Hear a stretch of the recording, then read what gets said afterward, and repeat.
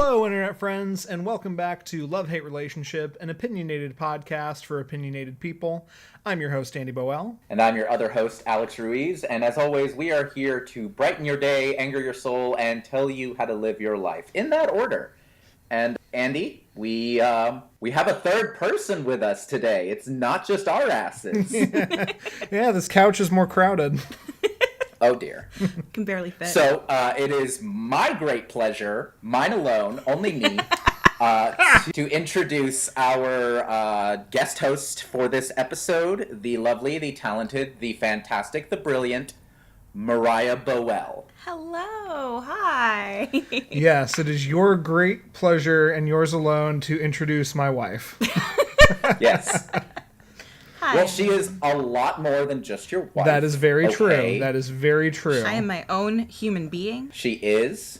She has an artistic bent. She has a witty bent. She is the one person in our larger friend group who doesn't make me feel like the only motherfucker here who can sit here and just go, damn, all these white folk, huh? Listen, Alex and I have a special bond. We already made it planned that if our spouses ever die, we're going to fight crime. Yes. Yes. Right. You guys are going to be superheroes, and if it's the reverse, Stephanie and I are just going to have the most vanilla relationship ever. Yep. Y'all have a vanilla marriage, whereas Moriah and I will... Here's the thing. The immediate instinct, I think, is to assume that there'll be some kind of weird Batman and Robin thing going on. I think it's going to be more like... Remember 90s Cloak and Dagger, Andy? when they would just break arms, you know, and like bones would stick out. Like, I feel it'd be more like that. Yeah, the Marvel Knights Cloak and Dagger, where they would just kick ass and take names. I'm comfortable with that. Yeah. So we have an understanding. That vanilla relationship that you have actually plays into part of what we're going to talk about today. It does indeed. Oh, damn. Oh, God. Andy, Moriah actually stays on topic. This might be troubling. Well, just once again, we're proving that almost anyone we know is more qualified to be doing this than we are. Oh, pish posh. He's not wrong. Oh, well. You know? I mean, yeah, if you say it. Oh, wow. No, this is our 12th episode, and, you know, I feel like we've found a half-decent rhythm. That said, I've been reviewing the audio for our last two episodes, and I'm sitting here going like, man, we ramble a hell of a lot.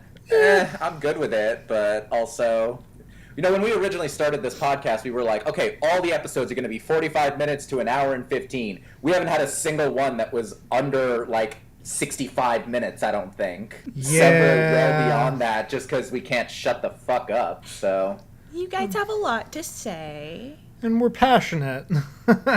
You're opinionated. Opinionated podcast for opinionated people. That is our tagline. Let's Okay.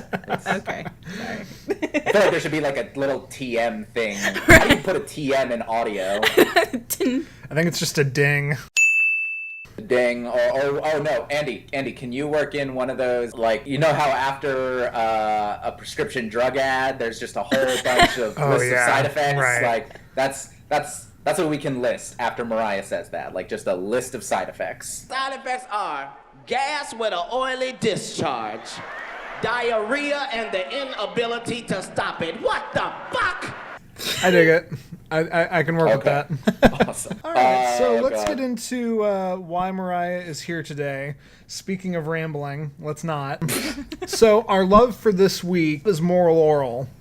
And can't talk about Moral Orel just as my love, because you love it probably exponentially more than I do. Would you agree? I absolutely adore this show. I cannot tell you how excited I am to talk about it, because I find any way to shoehorn it into some sort of conversation with somebody new. I literally just got my coworker yesterday to start watching it because I was just bringing it up. And I was like, oh, by the way, it's about this and this and this and this and this. And she's like, okay, I guess I have to watch it now and see why you're so creepily obsessed. Would you say Moral Orel is your favorite show? Favorite adult show? I would say it's probably my favorite adult show. Like on the realm of, you know, that whole Rick and Morty and BoJack Horseman. I love those that level of humor, and I love that adult cartoon aspect. But I would say Moral Orel is probably my favorite of those types. Excellent. All right. So just a brief introduction for anyone who is not familiar with the show.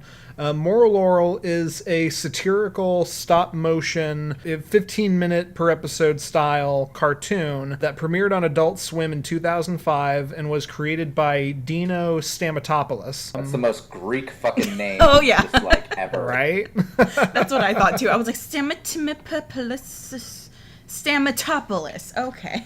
It's just like alternate universe Uncle Jesse from Full House. Right. Just imagine that he's the one that made this show. That's it.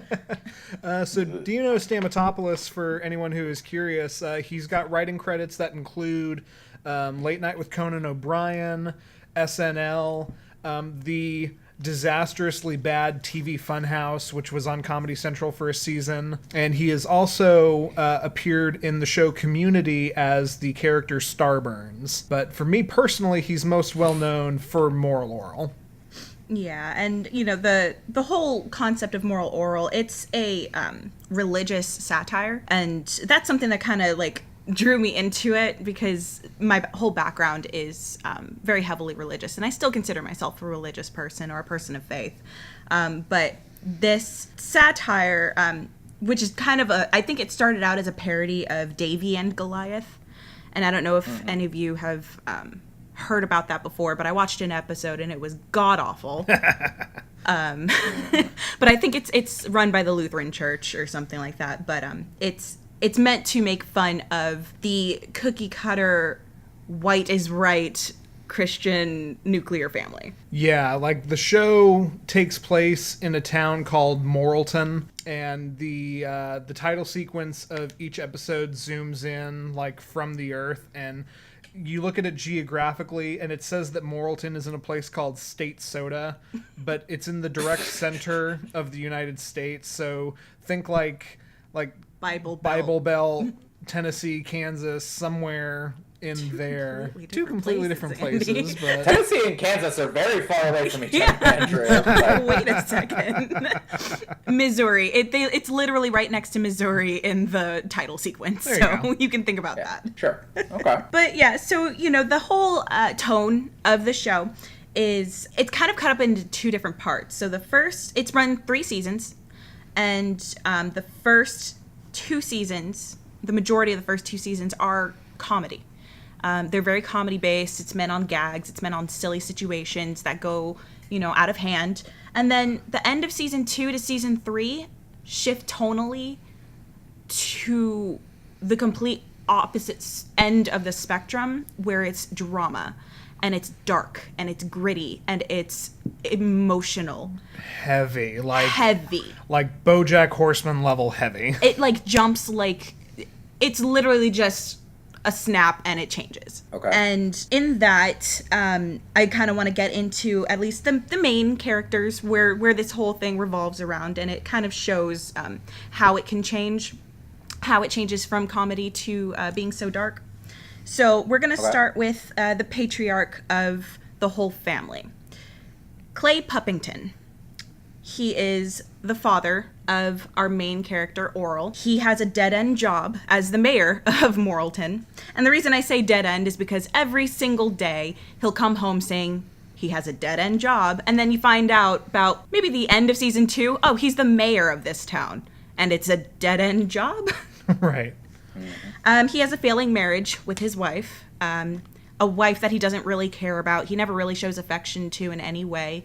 But he likes to have her around to just show that he's doing the right thing by having a wife in the first place. He tries to prove to himself that he's worth something, and he does not like being ignored. And a lot of that stems from issues with his father when he was younger, because his father made it very clear that he's not worth the attention he tries to put out into the world. Right. We're going to try to go into this without giving into too heavy spoilers. Yeah. And I think because we both agree that this is something that deserves to be watched and experienced, not just through us talking about it. The entire show is available on Hulu. And I think to a lesser extent, if you're willing to hunt for it, YouTube. Yeah. Yeah. YouTube and some other aspects, video services.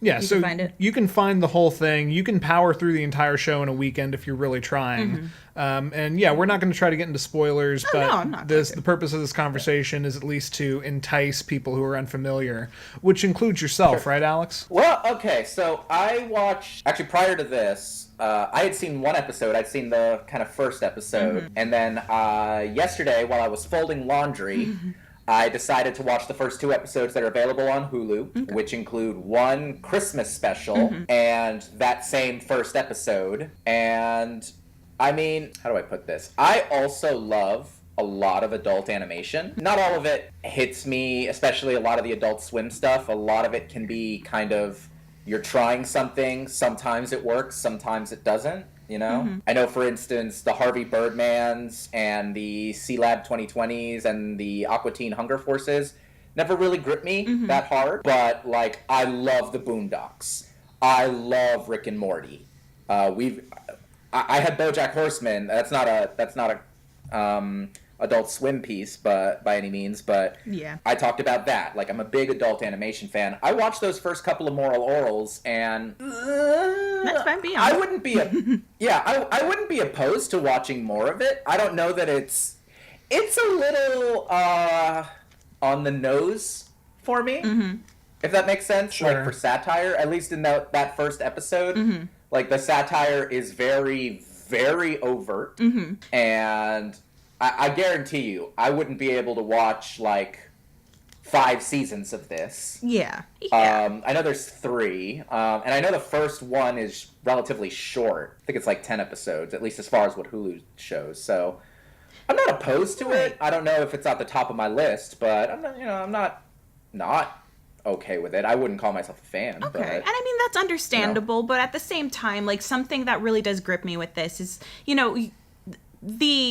the comedy and the satire of it is very blatant, obviously, for the first, those 2 episodes that you quoted I know exactly which ones you're talking about, are very much like making fun of any sort of stereotypical aspect of the, Christian religion and the way that, certain people take certain situations. But the way that okay, let me see if I could kind of explain this and why it affects me so much. A lot of religious satire, to me, that I have seen in any way is very anti-religious. And, if it's not an issue of whether or not you have a religion or believe in God, that's not my issue. It's you shouldn't have a religion that I've seen in certain, satires and things making fun of religion altogether. This show, while it's heavily picking on the negative aspects of Christianity and, like, Catholicism and pretty much any faith monotheistic religion, something that really hits home to me is that it never makes you feel like you shouldn't have one. The thing with Orel, and I'll get into this in a bit when I'm going through his character profile. The thing with Orel is that he's pure innocence. He's pure innocence. He's just naive to everything. And he's taking what's being taught to him because this town is trying to steer him in the right direction, quote unquote. But throughout this, like the end of season 2 and season 3, he starts seeing everybody fall around him and starts seeing all of the darkness that they're putting onto themselves by trying to force themselves to be this picture perfect Christian to everybody else. He's seeing through it all, and he's realizing that being a Christian does not mean being perfect. And he realizes that even though these people have their own issues, and even though these people are trying to, like, fake their way through it, he still holds on to the fact that God is still there, and he ends up molding the religion to himself to better himself, to separate himself from the adults in that town. And he ends up growing from it and changing. He doesn't turn into his father. He doesn't turn into the pastor. He doesn't turn into anybody in that town. He turns into his own self and allows his religion to mold him to grow up as a regular human being. Yeah, I would go as far as to say that the comedy and the overarching theme of the show is not to attack the concept of religion and the concept of Christianity itself, as much as to mock and highlight the tendency of people to fail the concept of religion. You know, the thing about Moral Orel is it makes it very clear, especially in the back half of the show, every single adult in Moralton has major issues. And it gets deep and dark into these issues. Like with Clay, he's got alcohol. He's an alcoholic, straight up. He's an alcoholic. He's abusive. He's selfish. His mother, Blaberta Puppington, silly names. Orel's mother. Orel's mother, yes, sorry. Orel's mother, Blaberta, she has OCD, and she releases her compulsion in obsessively cleaning and organizing the house. She has deep-rooted issues stemming from not being helpful enough in her childhood, and she's pretty much the reason why Clay is an alcoholic. And you can tell she's emotionally numb. She's emotionally just not there. She's not checked in throughout the entire show. And the one moment that she is, she's constantly being rejected. And they also have another son named Shapey. He's 7 years old. He's the youngest.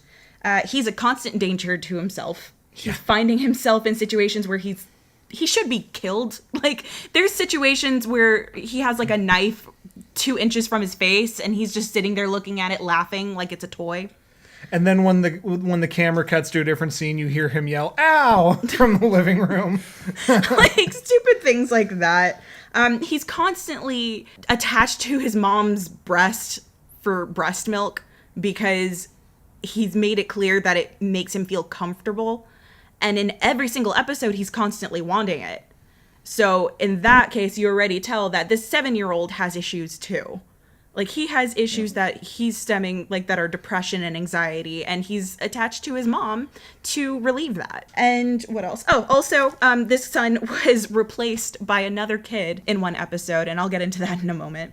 But Shapey was replaced with another kid, and nobody in the family realized except Orel. And this went on for about a season. An entire season. And everybody kept being like, "Shapey, don't do that." And Orel's like, "That's not Shapey." And they're like, "Okay, Shapey, don't do that." Okay. And then we have Orel. And Orel is literally the only bright light in this place. Pretty much. I'll leave him for last. But, you know, we have the pastor who is lonely and depressed. And you know, he has his shit together when he's at the pulpit most of the time, but then he gets home and he just longs for somebody to be with him. And he wants either a wife or a girlfriend or really just to get laid, like just anything like that. We have a nurse who is constantly being targeted sexually by the school's principal or even the doctor that she works for. It's just little things like that everybody has a darkness in them, and they hide it so well in front of other people, but behind the closed doors you just see that they're broken and dead inside pretty much. It's just nothing, even with the whole aspect of we're moral and we're better than everybody else, you know, on the outside. On the inside, they're just like everybody else that they make fun of or that they cast aside. Right. It's very much about keeping up appearances. There's an instance where Clay and Blaberta are going to get a divorce, and later on they decide, well, we're not going to because we don't want people to think that we don't care about our kids. And which is actually a legit thing that happens. Yes, absolutely. But otherwise they pretty much openly hate each other, and their relationship just... it starts going downhill from the word go, and it's a long arc through 3 seasons. Mm-hmm. And, you know, we talk about how this show has a lot of... it deals into depression, it deals into all different sorts of emotional baggage, but it's still a comedy, and I think a pretty funny one at that. So you talked about this a little bit. It's apparent in the first couple episodes, and... really, the running gag of the show is that Orel will take religious parable and doctrine and take it literally and try to literally apply it to his life, usually to disastrous effect. You know, in the opening episode, the message basically boils down to life is a gift and you shouldn't waste God's greatest gift, aka life. And what Orel takes from this is, all all of the dead people are wasting God's gift. And he gets the Necronomicon and starts raising the dead. And he gets in trouble for this, not for raising a bunch of zombies, but for not clothing them. Because they're all naked. That's what people care about. That's what the adults in the show care about. That is kind of the kind of humor he goes into. Sure. Another one of my favorite bits, there's an episode where the one Italian family who are called the Figurellis, how are they discriminated?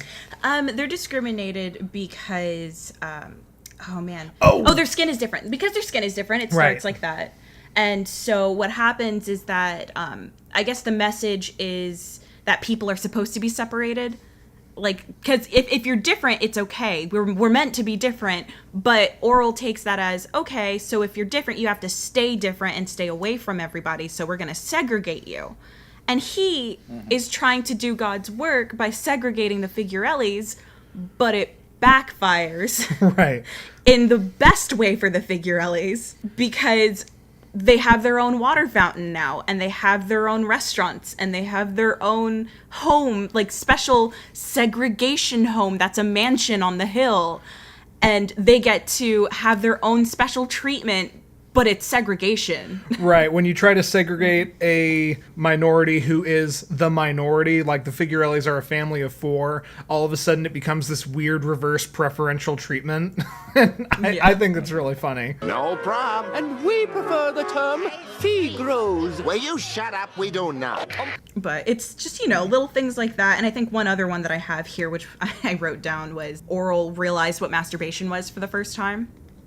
And when he was confronted about it, the pastor, Reverend Putty, they call him. He was telling him that, it's a waste it's a waste of sperm, pretty much. And you're sinning because you're wasting sperm by masturbating. Right. 'Tis better to let the seed fall into the belly of a whore than go on the ground or something like that. Yeah. And so Orel does not want to displease God, so what he does is he asks, I believe he asks his dad where babies come from or something like that, and his dad opens a book based off of age and says, God's chef fills women's bellies with special pastry goo or something. So Orel's like, what a good way for me to help God than to be his little chef. And he goes around the town in the middle of the night and just has a bag of his sperm, pretty much,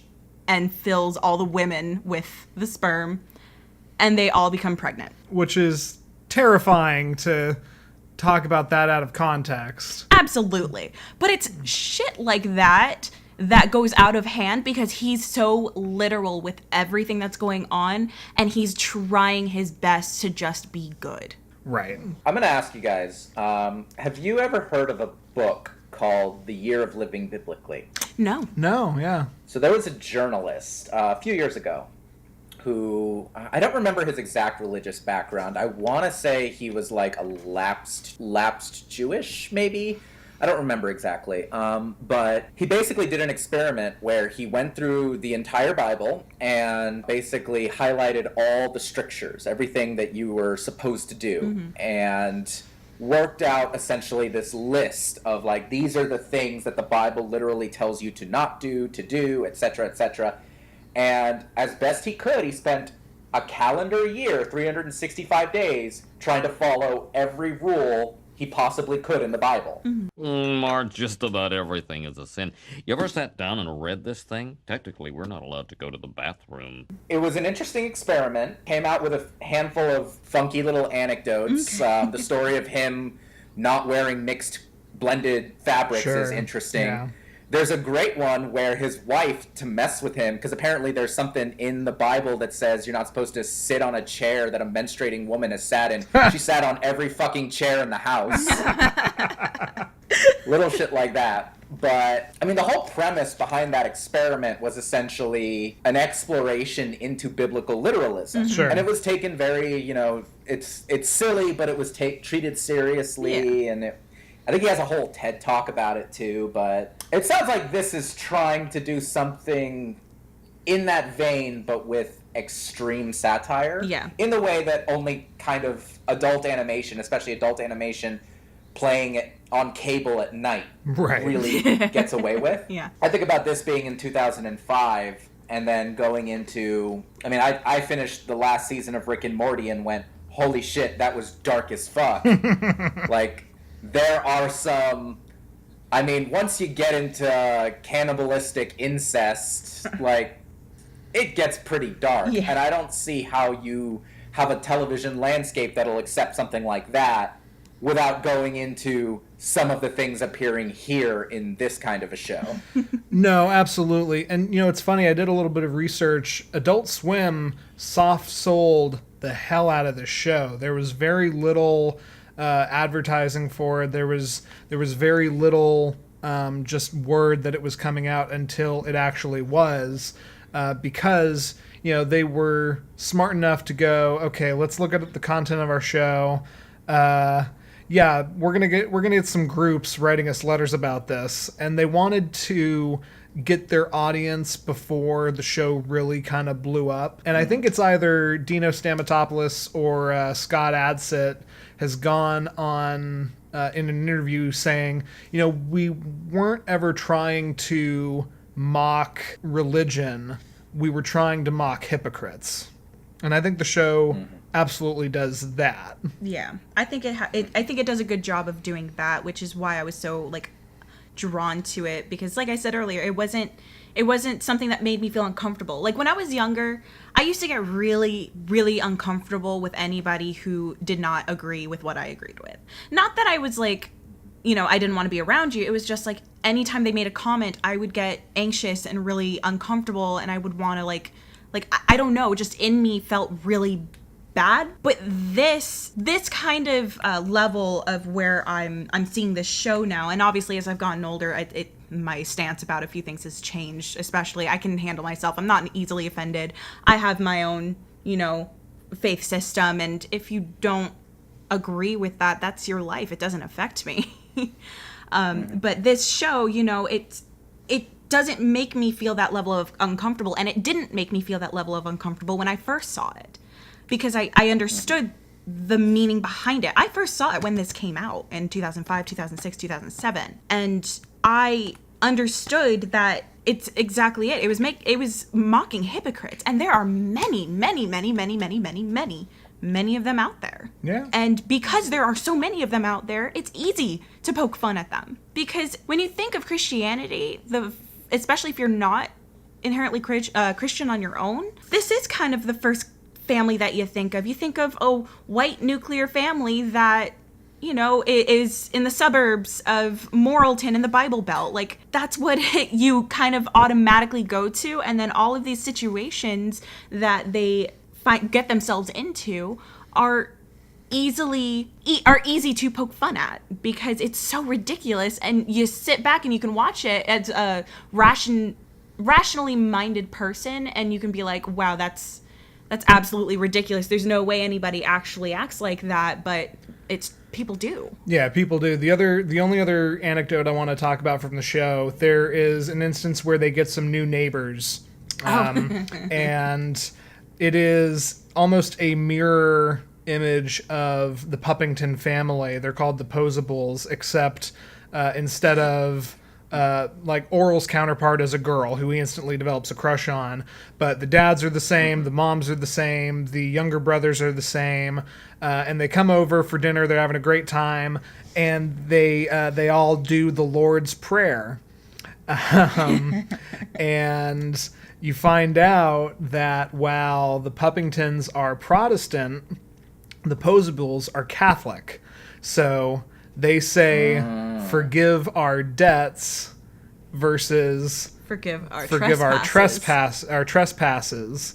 And it's two words, debts and debtors versus trespasses and trespassers. And those are the only things that are different about the Lord's Prayer if you're saying it in the Protestant manner or the Catholic manner. But that is such a line in the sand that the families instantly hate each other and start screaming at each other, and the Puppingtons kick the other family out. The other family moves like as soon as possible. Forgive your debtors! Forgive your trespassers! You owe me a bottle of wine! And, you know, you look at that and you say, oh my god, how funny, and you look at that and you say, oh my gosh, how funny and nonsensical, and then you remember, oh, wait, yeah, like, it's a massive stereotype that Catholics and Protestants hate each other, or that you can't mix different denominations of Christianity. Yeah. We've had, like... You're loving God the wrong way, which is literally what they say. Like, Orel is like, Dad, why, you know, why can't we hang out with them? It's like, oh, because they don't love God the way we do. And yeah, that's an extreme way of going about it, but exactly, that's a thing. Like, we've had wars about that. No, and like, I shit you guys not. Like, I think I've told you this story before, but like, me growing up, I could tell people that, even back when I was Catholic, I could tell people I was Catholic, and the people would respond to me, oh, well, I'm Christian. Because Protestants, there are certain views of Protestantism where they say, no, Protestantism is Christianity and everything else is bullshit. Mm-hmm. Like, that's a thing. Totally. That's a thing that exists. I've dealt with Protestants who've sat here and gone, you're a Catholic, that means you worship saints. And I have to sit here and go, all right, am I really going to have to explain 1,600 years of Catholic history to a person twice my age?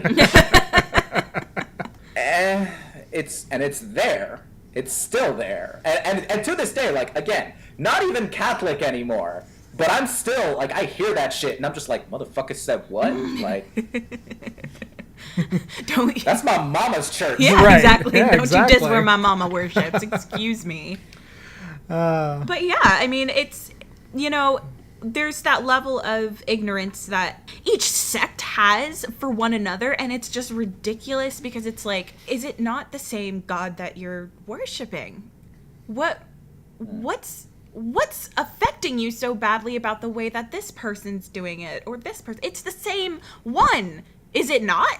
Or is there some sort of, like, different entity that we're talking about here? Yeah. And that's, you know, that's just one of the topics that goes through this show. Like, there are so many that goes through here. And personally, I adore this show. I will stand behind it till the day I die. And it's so funny because a lot of people look at me and they're like, wow, you like that show? Like, you're Christian and you like that show? And I'm like, yeah, I'm Christian and I like that show. Even, you were just telling me yesterday, Andy, that the voice of Clay. Yes, right. So Clay is voiced by Scott Adsit, who is probably the wonderful Scott Adsit, who is probably the most famous person attached to the show. You know, he's Pete in 30 Rock. He is... the voice of the robot from Big Hero 6. He's got some recognition to him. But yeah, an interesting story is Scott Adsit showed his sister, who is extremely religious, the first couple episodes, and she really didn't like them. And it was causing such an issue that he was prepared to quit the show midway through season 2 to, like, focus on his relationship with his sister. And, you know, fortunately for the sake of the show, she watched a few more episodes, completely changed her stance, and was like, oh, I get it now, this works, and he was able to stay attached. Mm-hmm. Mm-hmm. Yeah, I think I said it I said it a few times, but the biggest thing that really affects me with this is that it mocks in the right places and it pushes the right buttons, but it doesn't, I don't feel like it's making you feel like you're wrong for having the faith in the first place. I like that. That matters to me personally, and I just adore the show altogether. I adore it. I adore it altogether. I love the characters. Clay is my favorite, even if he's, you know, as messed up as he is, he has heart to him, and there's something in there that you just kind of want to, like, understand more of. And he's, you know, he's sad, he's upset, he's depressed, and he takes it out in the worst ways. Clay Puppington is a heartbreaking character and is right up there with BoJack Horseman as one of the most broken characters in television, in my opinion. So, what I think of as I hear you guys describe that particular character, and really all the adults in here, is Andy, I know you're a fan. Moriah, have you ever read or seen Angels in America? Okay, Andy was actually, you were talking to me about this recently. We started reading it together and kind of like going over it together, but we never finished it. So I never got past what point? It was years ago. So I think you've gone all the way through like book one. Book one, yeah. Okay. So that's my favorite play. Okay. I've read it multiple times. I absolutely love it. But there's a part in there, I forget who Harper's I want to say Harper is talking to, I don't think it was Pryor. Might have been Belize. Harper is talking to someone, and Harper is a character who, was born and raised and practices to, varying degrees the Mormon faith. Mm-hmm. And she says it's the only line about where she talks about her past. You get very little of Harper's past from before she gets married. You get her husband talking about how she seemed like kind of a broken person. That's all he says. And you get Harper saying this one thing about her home life being really bad. And it seems like there's an implication of possible substance abuse, possible physical abuse. It's not made explicit, but that's what she's alluding to. Mm-hmm. And she says a line in there where she says something like, people don't think Mormons have those problems. Mm-hmm. People don't think that those houses deal with that kind of stuff, but we do. We all do. Everyone does. Yeah. And when I think about Mormonism, I think about like the South Park episode where they talk about Mormons. Yeah. And they're like, the Mormons are this perfect family, and, Stan is an asshole because he wants to shit on Mormonism for being ridiculous, but literally the other Mormon kid goes, hey, it might be ridiculous, it might not be real, but it works for me. I have a really good life and a really great family, and I have Mormonism to thank for that, so fuck you, buddy. Yeah. I remember that. So I think about that, and you're right when you say this image of a family, this image of, whatever you want to say, Americana, evangelicism, Protestantism, the Midwest, or the Bible Belt. In all these cases, there is this stereotype around this ideology, and I think this show is kind of preaching to the converted, but it does seem to have a take that the converted might want to take a second look at. Yeah. I agree. I wish that was a more accessible thing. I don't think many people many people who you're talking about would give the show enough of a chance, which is unfortunate. Yeah.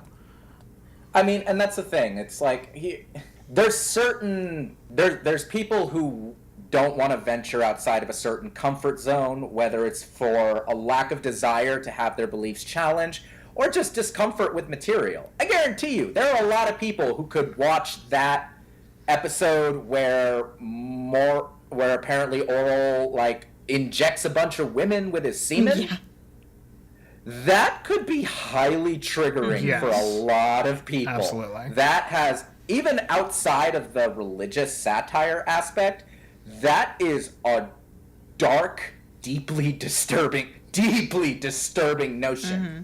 Well beyond something like, oh, he got the Necronomicon, he said the prayer from Evil Dead, and he's raising the dead. Okay, there are people who find, depictions of witchcraft very horrifying, and they're the people who write to their school libraries to tell them to ban Harry Potter. And honestly, all of them can, fall on spiky dildos.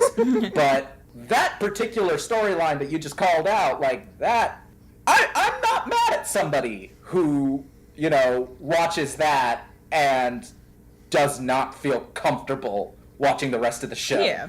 Because that is rough. Yeah, I agree. I mean, and it's not for everybody. And there are... I think that's probably one of the most upsetting and most problematic things that is played for comedy. Most of the other problematic things are played for dramatic drama and highlighted as the problematic things they are. Yeah. But yeah, so that's Moral Orel. Yeah, Sweet. that's a show I very much enjoy and something you very much love. So Yeah, something I definitely spend a lot of time on. I'll watch in my spare time, just random episodes that come into my mind. But yeah. yeah. So I thank you for coming on and talking about it. Thank you for letting me talk Thank about you it. for sharing. Oh, thank you. Yeah. Yeah. You okay to stick around for the rest of this episode? Yeah, I guess. We would. No, I'm good. I'm here. I'm ready. We would be wounded if you didn't. I'm here. I would be offended. I would be angry and upset and just so not okay if you did. I'm kidding. You're fine. I'm here. We're good. Okay, cool. Andy, so to everyone out there, the last time we had a guest host, we just stuck to one topic the entire time. This time, we were thinking, okay, let's do a standard episode, have Moriah come in to bring the love, and then Andy and I picked the hate together. That's right, yeah. And I feel like I've been hogging the mic a little bit, so I'm going to let you take the lead on this one, buddy. Oh, you're such a sweetheart. Okay, so after getting very broad and then narrowing it down a bit, the topic that we've decided to rail on for the next, I don't know, we're 45 minutes in almost, like who knows how long this will go. Who gives a fuck? Our topic is Vapid movie reboots. So Vapid. Right, so Vapid. do you want to define vapid for anyone who's not familiar with what that means? AKA me. No, not okay. You don't talk about my friend like that, Moriah, even if you are that exact person. No. Okay. So the distinguishing factor here with Vapid movie reboots, and the reason why we have that little extra add-on about specifically referencing vapidity, vapidness, fuck if I know, is in our never-ending quest to talk about things we hate without coming off as purely cynical and like just ranting assholes who just hate on everything with no real regard for what's good or what's actually going well. Because there are enough of those. No.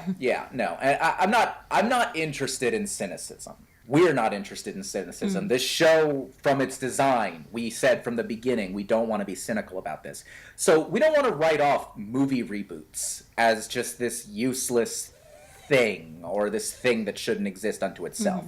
However, vapid movie reboots that are designed for the purposes of my distinctions, rather than just say that, you know, studios do movie reboots because they're greedy and audiences are dumb, which is why they're successful. That may or may not be true, but that's not the point I want to get to. The real difference between a good reboot and a bad reboot, for me personally, a good reboot will try to walk that line between honoring what's really great about an original and still try to do something new. Yeah. Some of these will come out better than others. Some of the examples that I listed here as just versions of reboots that I think went really well. 21 Jump Street, The Muppet Movie, Jason Segel specifically, the 90s Mummy. These were... And then there are more middle-of-the-road ones where you can debate whether or not the movie is good, but you can absolutely tell that A, the people making it care very deeply for the source material, and B, they tried to do something new. I point to Rob Zombie's Halloween and Peter Jackson's King Kong for those. Now, a bad reboot, a vapid reboot, the thing that we actually hate, those are movie reboots where they either ignore the source material on all but the most superficial means. So that's your Gem and the Holograms. That's that Will Sasso Three Stooges movie. God, that movie. Where they're clear, we'll get to it. Where they're clear attempts to just kind of make the thing again in a new, maybe with an updated time period, clearly with new actors, but nothing new or interesting to say. I'd say the Thing reboot, which I want to pick Andy's brain about that. I was just gonna because say. I have opinions. Yeah, and the Footloose remake. Okay. I think was that, like, it was perfectly competent, but it did nothing new. And then the worst, most vapid of all movie reboots are the cash grabs that create mythology with literal no regard to the previous material and just pump it full of big budget actors and effects. Looking very specifically at the Transformers franchise and the Tom Cruise Mummy, just... Literally the two that came things... through my mind when you said that, too. Exactly. These are things that have little to no regard for the original source material. Their quality is at best mediocre, and I don't want to have the conversation of like, oh, Transformers sucks because Michael Bay just likes to go boom, boom, boom. No, that's not why Transformers sucks. No, Transformers sucks for so many other deeper reasons, and the sequels have increasingly sucked because they haven't learned from any of those things. That said, we haven't given them a reason to learn because we still buy tickets, because maybe audiences are dumb, but just, my point is, we hate the Vapid reboots very specifically, and that's the topic that I kind of wanted to dive in. Yeah, absolutely. You know, and it really is like the unoriginality of Hollywood is its own separate problem, and everything these days is either a reboot, or it is a TV show that is being made into a movie, or it's a movie that is now being made into a TV show. And then you've got what Studio A24 is doing, which I point to as like the paragon of original filmmaking. And that is an issue into of itself. But there really are the good ones that, not to repeat what you said, but that bring something new to the table, or have a different viewpoint, or have enough love and care. And then there's the ones that are just bad and derivative and playing up on nostalgia more than anything. Hey, you liked this thing, maybe you're gonna like it again now. I want to point to the Three Stooges remake especially because like I grew up watching the Three Stooges, and I know, Moriah, your dad, My dad loves the Three Stooges. Yep.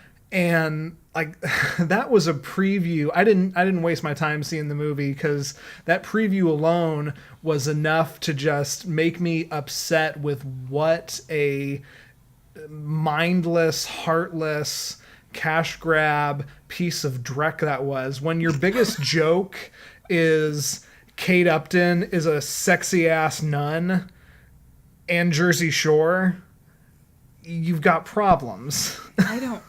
I only remember my dad asking me to watch that movie with him, and I said yes because I wanted to make my dad happy, but being so miserably upset because it was just, I feel like the comedy that they were trying to go for obviously didn't translate well because they were trying to put it into modern times.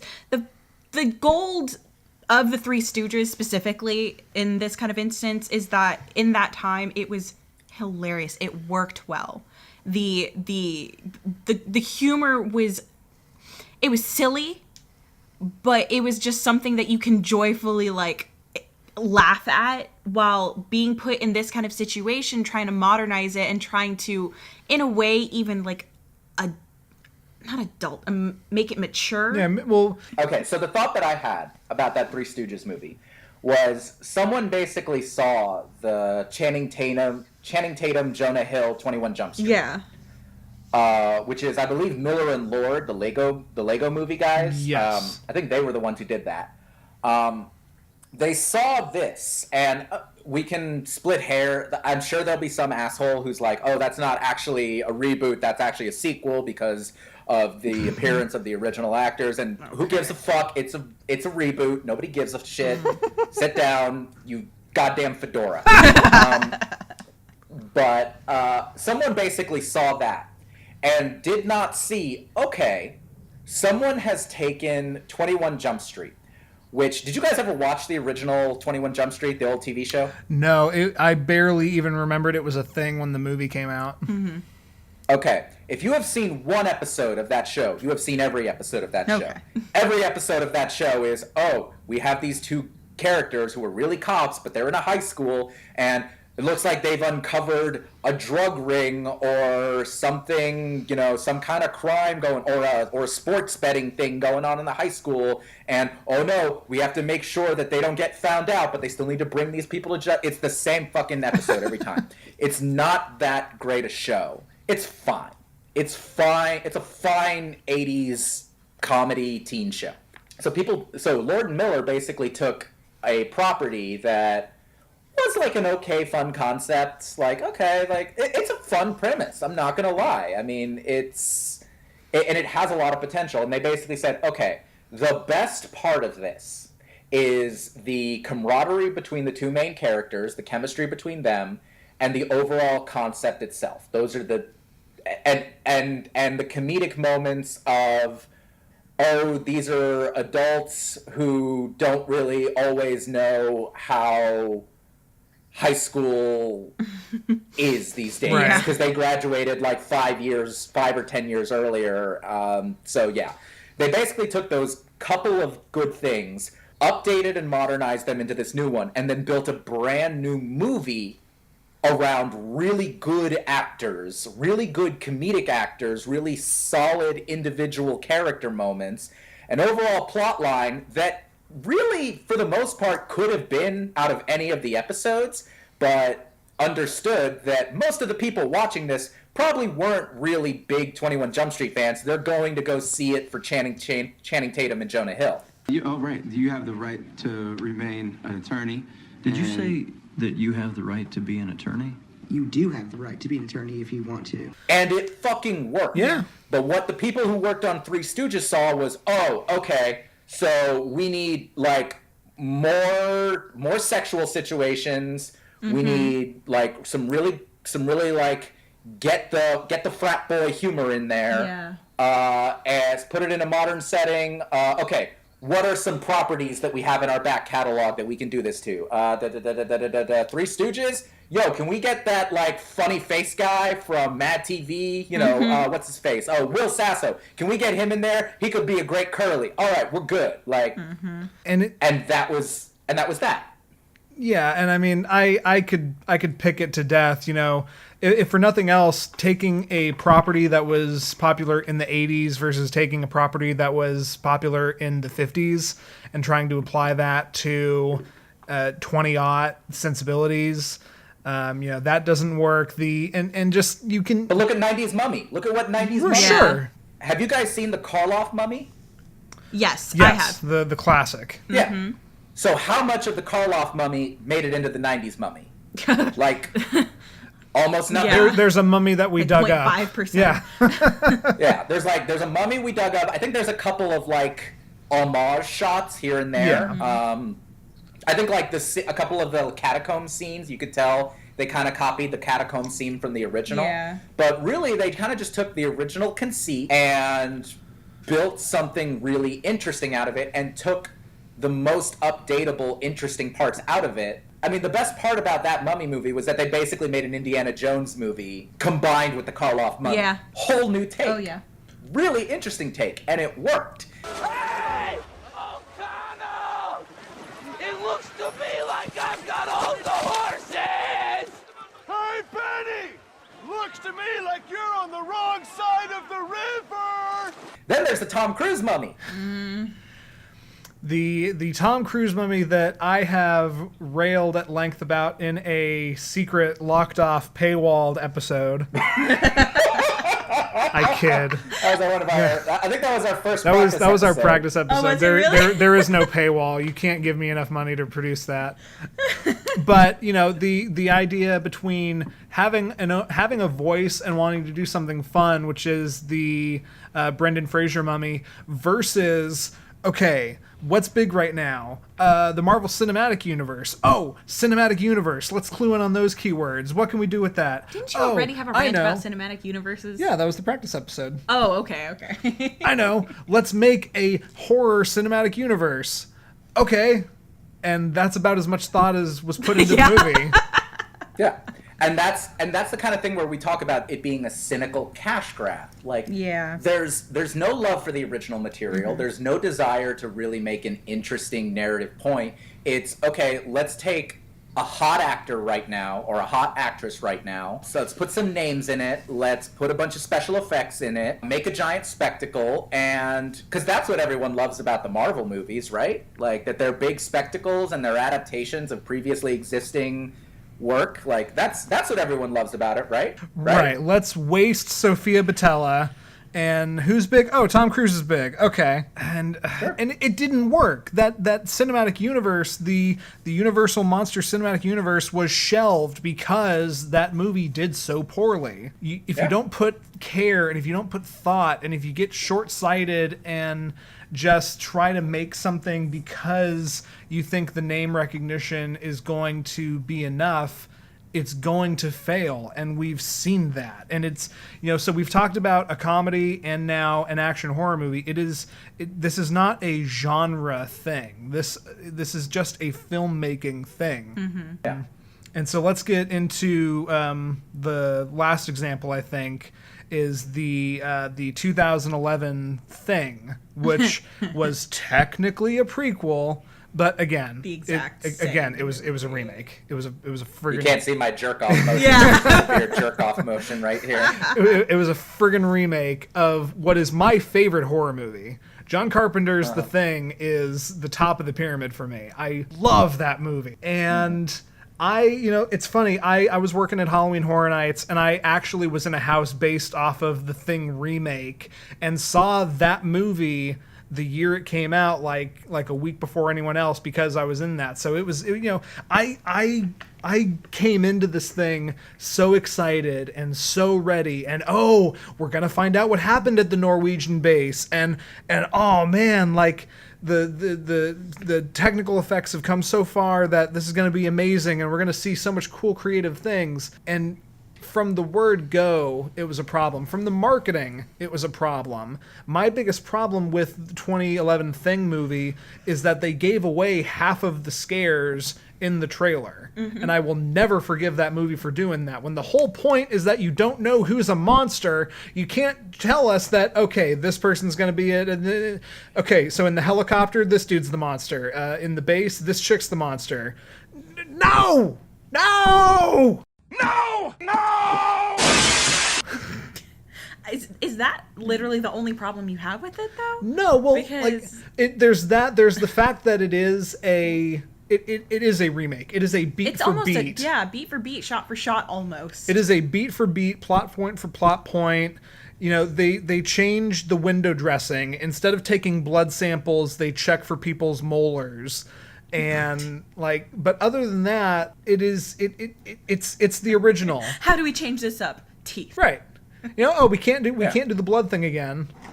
We can't have the explosive climax be in the base. We already did that before. Oh, I know. Let's show the alien ship, and let's have the explosive climax be in there. Oh, what was one of the coolest things about the ending of the original Thing? You don't know if Childs or McCready is the Thing. What can we do about that? Oh, I know. Let's have this lame-ass twist at the very end where Joel Edgerton is the Thing. But let's not make it interesting or exciting. Let's just have Mary Elizabeth Winstead notice it and kill him, and okay, cool. Let's end our movie on a wet fart. So I will compare that to, and I mentioned this previously, and I don't know, I know we talk about this a lot. Anyone who follows us on Twitter knows that we talk about this, but I don't think we've ever actually said it on this podcast. Andy, just as you love The Thing, John Carpenter's The Thing, just an enormous amount, I love John Carpenter's Halloween. It's seriously one of my top 3 favorite movies of all time, and it might be number 1 depending on the time of day. And I look at Rob Zombie's Halloween remake, sure, which a lot of people hated. It did okay. He also remade Halloween 2, but I remember watching that remake. A, I enjoyed it. B, whatever you think of it, Rob Zombie not only loves Halloween, not only loves, deeply, passionately loves that movie. You can see it in every frame of it, how much he adores these characters, how much care he takes in crafting them. But he tried something new. A lot of people wrote it off as it's hillbilly horror. We don't need, why are you Anakin Skywalkering Michael Myers? Why are you giving us his backstory? We don't need his backstory. We want him to be the Shape. Which is what John Carpenter called the Michael Myers character in that movie. We want him to be this faceless. That's what makes him so terrifying. And it's okay, that is true of the original. And if that's all you want to see, go watch the original. Rob Zombie tried to do something new, and I'm glad that he did, because I don't want a beat-for-beat remake of John Carpenter's Halloween. I have that movie. I love that movie. I can quote you every line of that movie. I've seen it 24 times. Sure. I watched Rob Zombie's Halloween. I've maybe seen it 2-3 times. I don't love it like I love the original. Yeah. But I'm glad that it tried something different. I'm glad that the previews did not, in fact, give everything away. Yeah. I feel like that was an example of whatever you think of it as a movie, it was a better reboot than what they did with The Thing, which I agree with you it was a cynical grab. And if you need one more example of how it's just a cynical grab, think about the fact that the studio, after hiring and paying for one of the best practical effects companies in Hollywood, one of the last few that is really pumping out quality work, handcrafted practical effects. After having them go through the full shooting, they replaced all of their shit with the most garbage CGI that I have seen this side of a PS2. Legitimate. And you can find, if you go on YouTube, you can find, actual comparison shots from the original practical studio. That stuff's on YouTube. Their practical effects for that movie were incredible. Right. But the studio just kind of decided, CGI is going to be easier. It's going to be easier to work with. So fuck you guys. Tossing it out. And this isn't a dig at CGI, but this is a dig at a studio that didn't really care about the final quality of the movie because they knew if they were going to sell tickets, they were going to sell tickets based off of the cast list and the name. Yeah. Absolutely. When there's actual heart and affection and passion for the original material, that makes all the difference for a reboot. Okay, when you're honestly just trying to remake something because you know it's going to make money and there's a certain quality of person who might like this, whatever, that's fine. But if you actually are remaking this with the respect for the original material and the respect for the genre of what you're going for, that changes everything. Yeah. A little bit of heart, a little bit even if it doesn't work fully, even if it doesn't 100%, make a success, it matters and it proves itself. Yeah, the worst you're going to get a cult classic, but if you a little bit of heart goes a long way, and when you don't have the heart, when you don't have intentionality, and you're just making it to make it, I feel like it is very obvious, and the effect is very blatant. And it is a balance between heart and care and love for the original and trying something new. When Jason Segel finally got the opportunity to make the Muppet movie that he always wanted to make, he has nothing but love for those characters. But he made a Muppet movie that I've never seen before. Yeah. I've seen all the Muppet movies, and I've never seen one like his. Totally different. Yeah. But it was so lovingly crafted, and you can tell he knows his shit. Yeah. You can tell he cares about it. And it's funny, compare that to the second one, which was so forgettable I don't even remember its full title, but... Andy, there was a second one? there was a second one. They made a big meta joke about how Jason Segel wasn't attached anymore, and it starred Tina Fey and... Oh, we went to the movies to see that, right? The dude from Modern Family... And wait, is that the one with the Kermit, the dark Kermit? Yeah, there was Evil Kermit. Evil Kermit the Frog broke out of a Russian gulag and replaced good Kermit the Frog. And that's about as much as I remember from that movie. Same. Dude, guys, I didn't know this. That's where all the dark Kermit memes come from. I just assumed that was from some random Muppets episode that I hadn't seen. No. Well, now you got some homework to do. No, don't watch it. It's not worth it. I will take a 0 on this homework.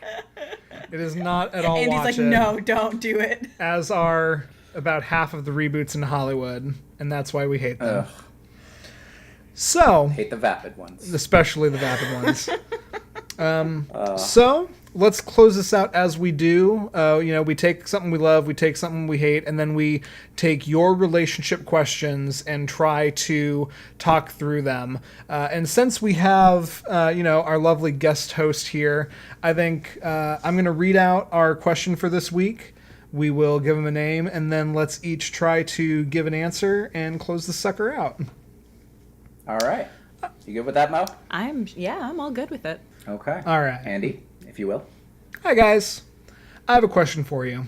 When I was in high school, I played in a couple of bands, and it was some of the most fun of those otherwise kind of sucky years. I'm closing... Preach. Yeah, right. I'm closing in on 30 now, have barely picked up my guitar since then, and really have an itch to start up a new band again. The problem is finding who I want to play with and vice versa. It was easy in high school. I just played with my friends, and we had tons of time, and we already liked each other. So it was easy. How do I build that kind of rapport again with a bunch of strangers? I'm really scared of looking for people who are way better than me since I'm still super rusty.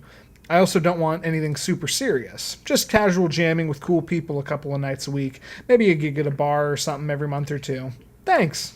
Yay, friends. Andy, I added that part to the email. Well, yay, friends. You, our lovely audience, just got a view into the kinds of crap that I litter our email threads with when we're creating the notes for this show. Yes, we are very nice and kind and sweet to each other. Is Mo gonna suffocate? I mean, we just made her weekend with that. Okay, sorry. Whew, let's all right. We're good. So... You're gonna go first? Ow. My gut is Nigel Tipton. Nigel Tipton? From Spinal Tap. I don't understand the reference. Oh. Okay, it's Nigel Tufnell. Tufnell? Okay. Yeah. Well, then I can't throw stones. Go on. Nigel, I'll go Nigel Tufnell. I'm down with Nigel Tufnell. No, listen. How much is Just this? listen for a minute. The sustain, listen to it. I'm not hearing anything. You would, though, if it were playing, because it really... All right. I guess I have to be. Let's go. You don't have to do anything. Just go.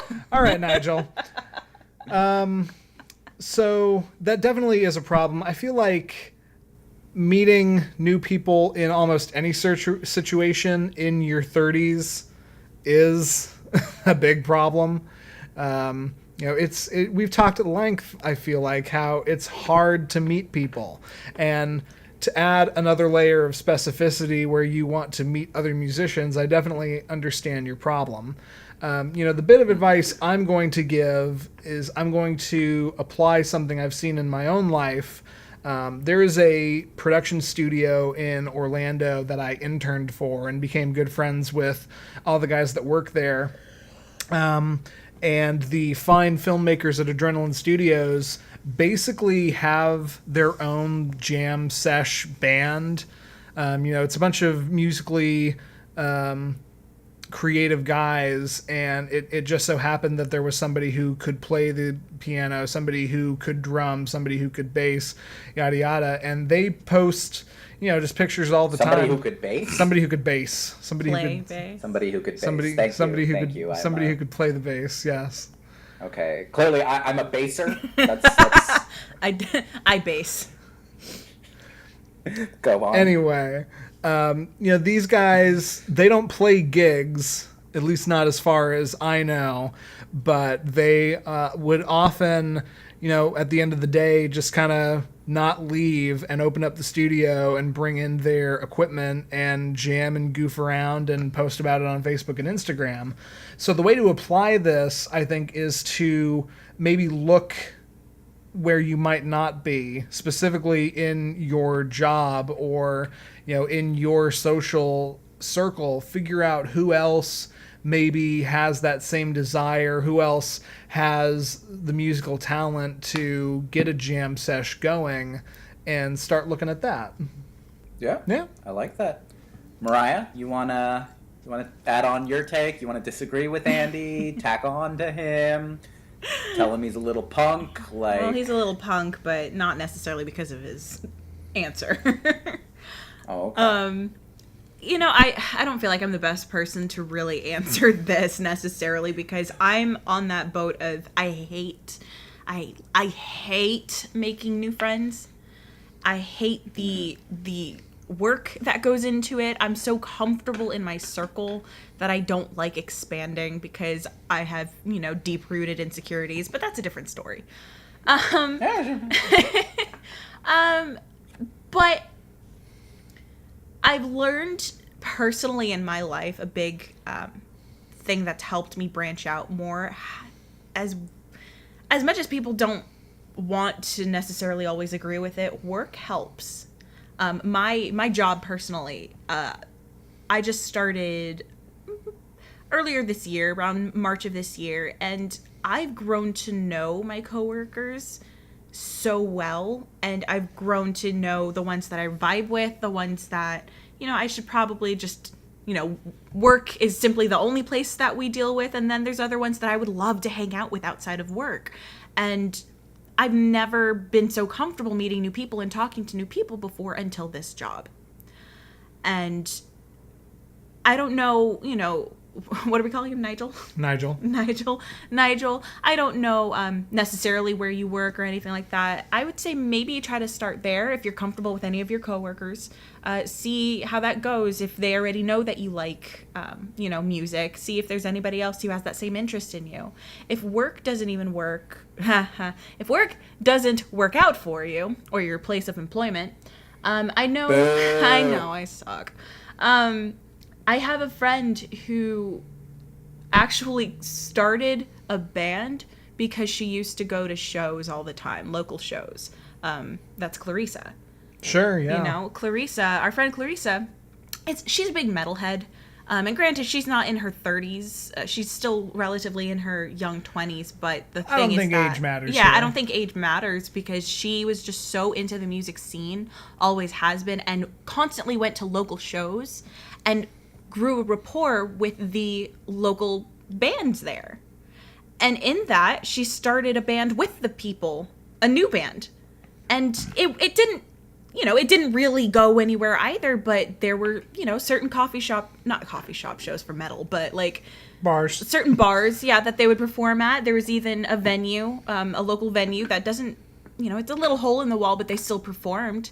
And it took time, but I would say maybe try starting where, your place of employment is, anywhere that you have a lot of social interaction, or then maybe try to branch out into the show scene, or even go to a coffee shop and see if they have availability to do an open mic or something like that, where you can try something by yourself and see if anybody else approaches you.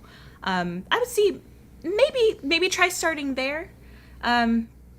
Sorry, I suck. No, I was literally about to say that's great. I kind of jumped over the obvious bit of advice of dive into your local music scene and figure out who else is in a similar situation. So that's great. Because you're not alone.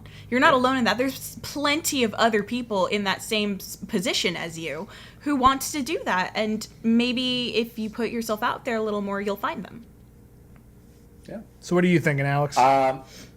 No, I really like Mariah's answer. I'm gonna just add another dimension to it. I think Andy and Mo both gave you two pieces of practical advice that I think in most cases will hopefully apply. I mean, obviously, if you work at a shitty place where there's not really anybody you like or anybody you jive with, or just by coincidence nobody really plays instruments that you can work with, that might be the case. And it also might be that you don't really have a great music scene where you are. I don't know. You could live in Morrilton. I don't know. Who the fuck knows? But I think that those are both two really good practical pieces of advice. I'm going to just add another thought here, because you say that, you're kind of rusty. You haven't really picked it up in a minute. So here's a suggestion that might kill a couple of birds with a single stone. Have you looked at lessons? Have you looked at actually? I know that you play, and you've clearly. I mean, if you haven't picked it up for a while and you're concerned about being rusty, one way that you can A, get more experience, B, just have a little more fun playing, is going to whatever, even if it's going to a coffee shop, I guarantee you, if there are a handful of Starbucks or grocery stores in your area, there's probably somebody who's, smells a little funky and probably has a name like Rainbow Star, but who will have a flyer up that says, I give guitar lessons, $15 an hour, or $25 an hour, or whatever. Or if you have like a music school, I know that there's an actual there's a couple in my area, and I'm fortunate enough to have this. I know there's a couple of dedicated music schools that don't just teach viola to symphonic 12-year-olds. They also will do guitar lessons, singing lessons, things like that. You can go to those spaces, you can get those lessons, and then that way you get to practice your instrument, get a little bit better, gain some confidence. But also, a lot of those places will also have bulletin boards for people, again, like Moriah said, in your boat. People who are maybe a little bit older, who maybe want to do something casually fun like this. You have the advantage that you're not trying to be, a touring musician or something. You're not trying to make this your profession. You're set in your life.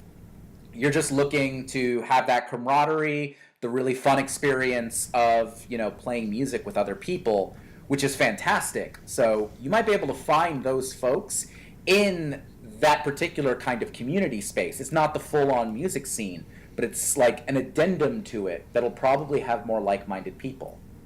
So if you could look at something like that, lessons or a music school, that aspect of it could be really, really useful. Going to coffee shops is great. If there was a metal coffee shop, like a metal open mic at a coffee shop, I would go there in a heartbeat. Feels like there should be, right? It's probably in LA. Probably. I recommend try something like that. And I'll say this. When I was in college, I'd stopped. I hadn't been playing with the bands I'd been with in high school.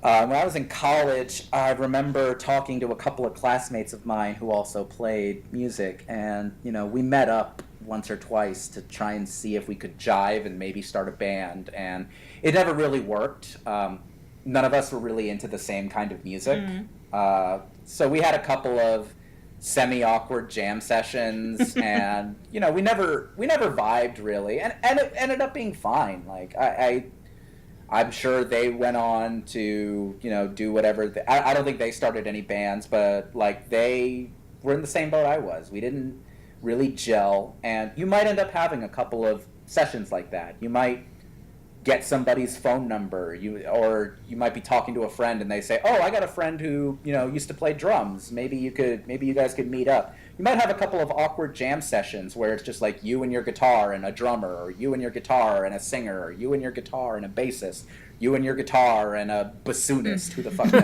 Bassoonist. I don't know. Is that I'm sorry, bassooner. There you go. Someone who bassoons. Someone who bassoons. You might have a few of those, and it might not work, But again, you're not in a terrible rush, That'll give you, again, more time to practice, getting back into the habit of playing regularly, getting your skills back up, and it's just fucking fun. And, even if you have a couple of not so great jam sessions and you just know, all right, these are people I'm not going to vibe with, on to the next one, and that's okay. Sure. That's all right. So, have fun with that. give yourself that time. You're only 30. I can't tell you how many sports bars I've been to where there's a band of 50-year-old dudes doing crappy Led Zeppelin covers, and they're having the time of their life. They are. Those guys they just love it. Love it. Yeah, and I'm like, yo, dad rock band. I'm in. That's. So yeah, you're not in any rush. Take your time. You'll find your people. Just keep at it. And build the practice, It's nothing. There's no experience quite like playing with a band, playing with a group of people. It's, Nigel, if you were here, I'm gonna tell you right now, I'm in Asheville, North Carolina. If you are anywhere near me, DM me. We will meet up. We will jam. Because I don't know where you're from, but I would love that experience, and I'm sure there are people wherever you are, if you're not around here, who feel the same. Absolutely. Yeah. So there we go. Hope it helps, Nigel. Send us a SoundCloud once you get it going up, or don't. You don't owe us anything. We'll probably not listen to it. Just I'll listen to it if you send it. But yeah. Yeah. Anyway, we hope that helps. And this has been our show. This has been Love Hate Relationship.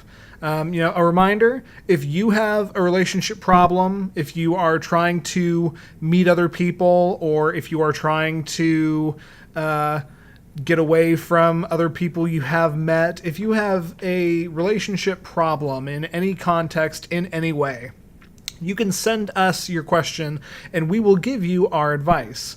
You can send those questions to lovehaterelationship.podcast@gmail.com. We promise we'll read them. You can subscribe to us on iTunes, Google Play, Stitcher, Spotify, YouTube, or even TuneIn Radio. Hi, Mom. You can also tweet us at LHRPod, that's LHRPOD, with your questions, and you can follow us to keep up with new episodes. Moriah, where can they find you? The only place I'm going to allow you to find me, it's my Instagram. It's Moriah, and it's MORAIUHUH. My Twitter is private, so don't try looking for me. Yeah, don't come after her. We will come after you. Exactly. You can find us at lovehaterelationship.net. You can also send questions there, find episodes. We are working on some ideas to find ways to add a little more to the site, but for now, that's what you can do there. If you want to find me, I will let you find me on Twitter. I am at JovoCop2113. That's JOVOCOP, and then the number's 2113. That's too much to remember. She said it so that we all didn't have to. And I'm a dunk on both of you. You can follow me on Twitter and Instagram. And I'm at A_X_RUIZ. Thank you for listening, everyone. Moriah, thank you so much for being on this episode. Thank you. Thank you for having me. This was fun. And as always, everyone, please tell your enemies.